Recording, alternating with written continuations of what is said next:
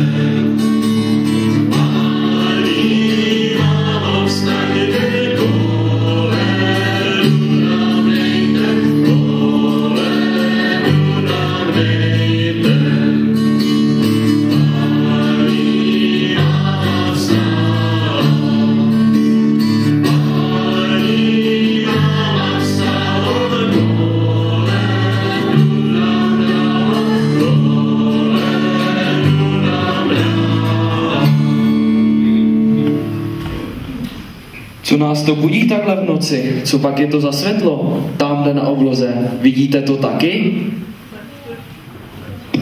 Holky, už jste slyšeli příběh o narození Ježíška? Že ne? Tak víte co? Poprosím tetičku Hvězdičku, ta nám ho povypráví. Teto, prosím tě, pověz nám o tom, jak se Ježíšek narodil. No co mám s vámi dělat? Tak tedy poslouchejte. Dnes vám tedy povím jeden krásný příběh, který se odehrál v dobách dávno minulých, ale přesto jej každý zná a dál ho vypráví.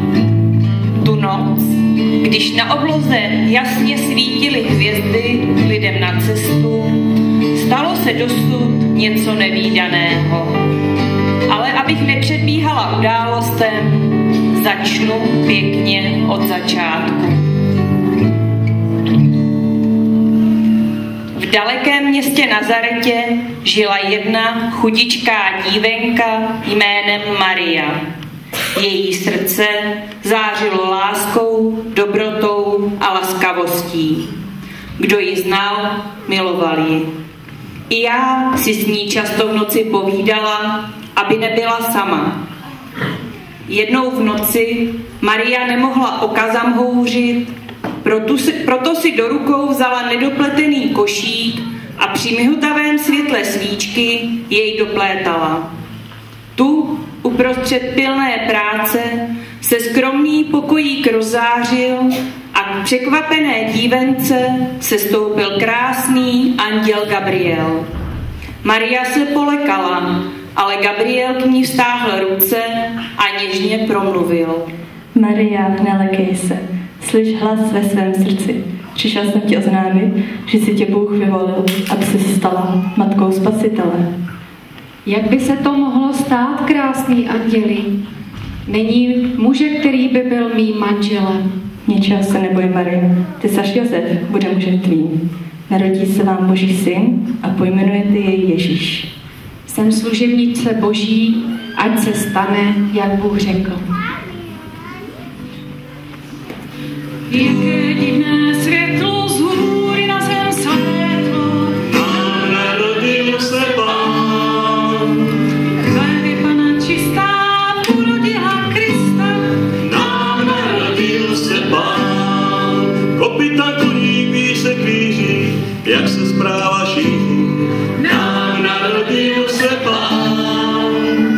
Od mrtvého moře, z Kolinecké hoře, nám narodil se Pán.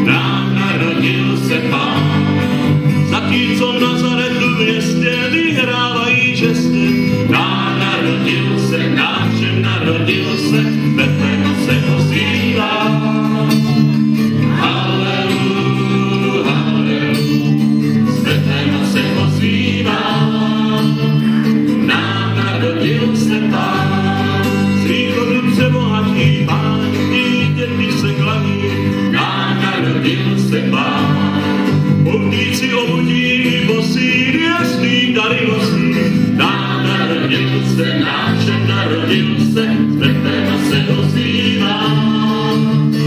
Halelu, halelu, z Betlema se ozývá. Nám narodil se Pán, z Betlema se ozývá. Halelu, halelu, z Betlema se ozývá. Nám narodil se Pán, z Betlema se ozývá. Halelu, halelu, z Betlema se ozývá. Nám narodil se Nám narodil se Pán.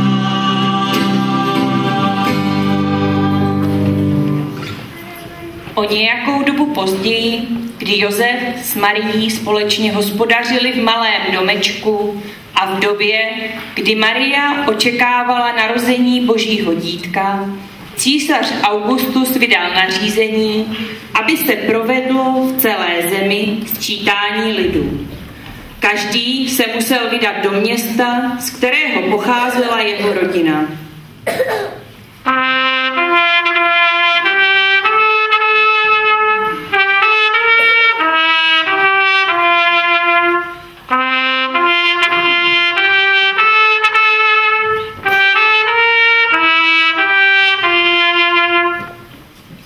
Slyšte, náš pán císař Augustus vyhlásil sčítání lidu v zemi.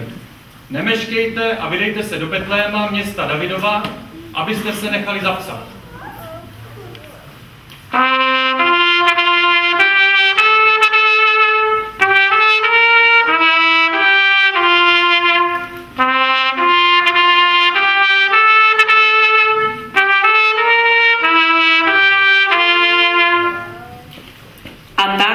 Se Josef s Marií i očekávaným miminkem vydali z Nazareta na náročnou cestu do Betléma.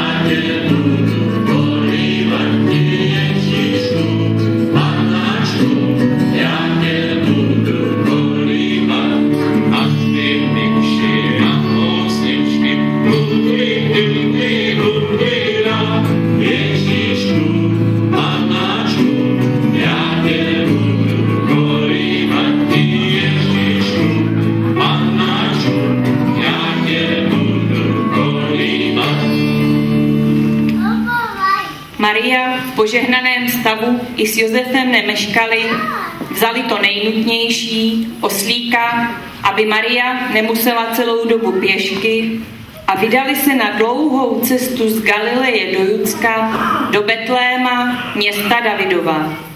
Cesta byla těžká a když po dlouhém a únavném putování dorazili za brany Betléma, začal Josef hledat místo, kam by svoji ženu uložil. Chodil od domu k domu, ode dveří ke dveřím a prosil o nocleh.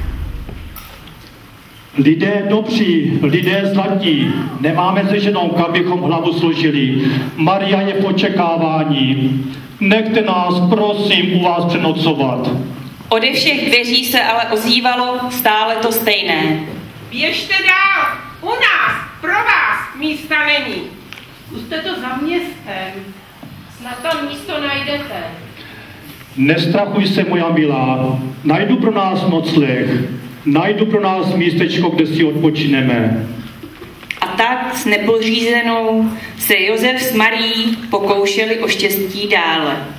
A hle, konečně. Jediné místo, co jim hostinský mohl nabídnout, byla stáj pro dobytek za branami města. Tam si mohli v klidu odpočnout. Netrvalo ale dlouho a přišla chvíle, která byla tak očekávána. Maria tu noc porodila chlapečka. S Josefem se na něj láskyplně usmívali a pojmenovali ho Ježíš tak, jak Gabriel zvěstoval.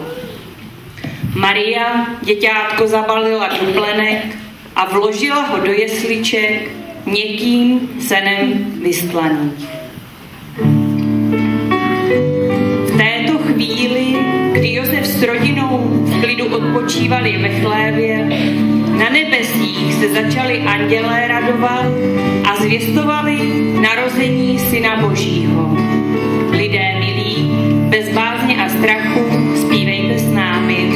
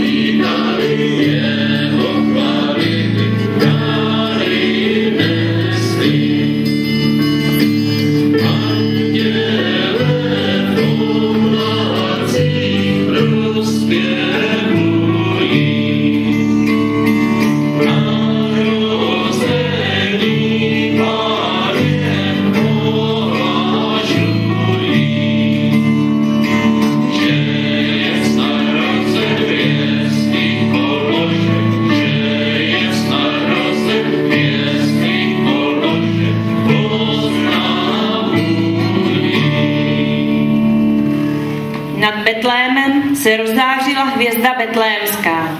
V jejím svitu se stoupil anděl k pastýřům, kteří zrovna ovečky pásli a zvěstoval jim radostnou novinu. Slyšte, slyšte, pastýři moji, mám pro vás i všechen lid radostnou novinu. Jaké pak poselství nám neseš, boží anděli? Dnes v noci se narodil Boží syn, spěchejte jej pozdravit. Řekni nám, kam máme jít, abychom Syna Božího pozdravili a dary mu přinesli. Spěchejte do stáje, která stojí za branami města Betléma. Tam v jesličkách najdete Ježíška v plenkách zavinutého. Tomu se pokloňte. To on je spasitelem. I vy, andílci, utíkejte k Ježíškovi a nezapomeňte mu přinést malý dáreček. Já bych mu dala polštářek, aby se mu lépe leželo. A já mu vezmu peřinku, aby mu nebyla zima. A co mu vezmeme my? My mu můžeme vzít hvězdičku, aby mu v noci svítil.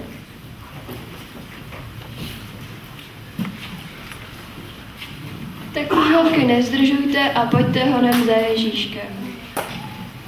Všichni sebrali, co při sobě měli a spěchali do Betléma, hledat tu stáj, o které jim anděl pověděl. A opravdu, v jesličkách ve stáji našli děťátko, v plenkách zabalené, Josefa i Marii, jak Ježíškovi u kolébavku zpívá.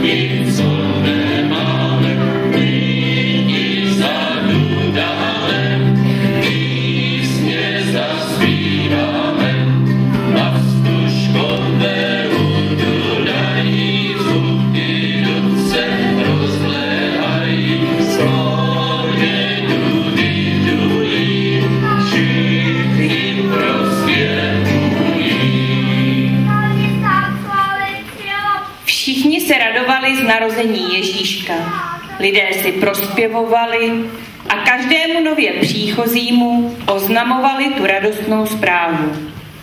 Novina o narození Ježíška se donesla i ke králi Herodovi, který se začal obávat o svůj trůn. Vyslal tedy 3 mudrce, aby zjistili o budoucím králi co nejvíce. Na obloze se objevila betlémská hvězda, která jim ukázala místo, kde právě teď spinká malý Ježíšek. Mudrcové drazí, vstaňte a vydejte se na cestu. Vítejte nám, mocní králové.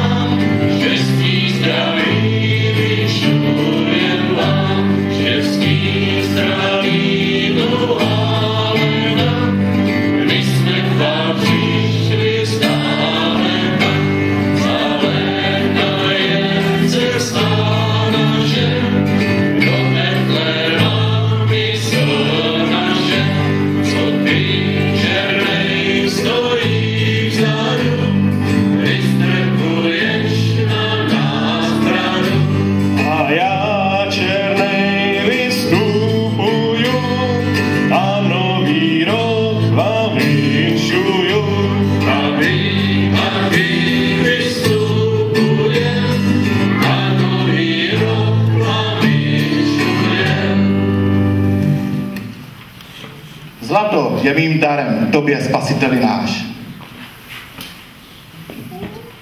A ode mě přijmi mirhu. A já ti přináším kadidlo.